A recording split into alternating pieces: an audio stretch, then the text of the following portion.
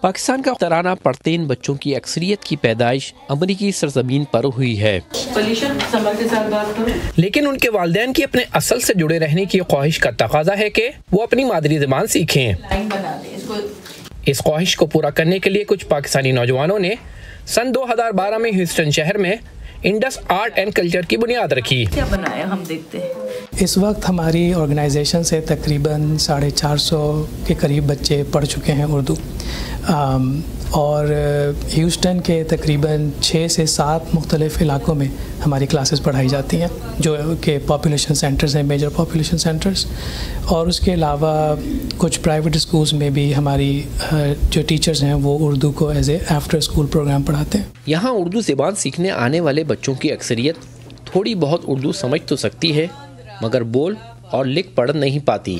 وہ دن جس کا کہ وعدہ ہے، جو لوح ازل میں لکھا ہے، جب ظلم ستم کو ہے گراں، روحی تر اڑ جائیں گے۔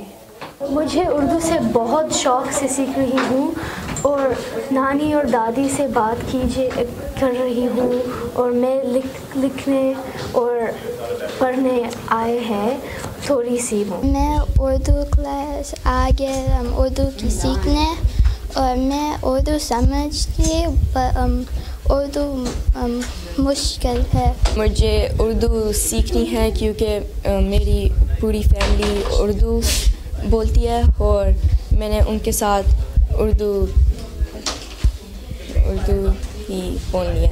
الحمدللہ، دیکھا سب اپنے اپنے طریقے سے بتاتے ہیں کہ ہم کیسے ہیں۔ والدین کا کہنا ہے کہ بچوں کو اردو زبان سکھانے کا ایک اہم سبب ان کے اور بچوں کے درمیان کمیونیکیشن گیپ کو کم کرنا ہے۔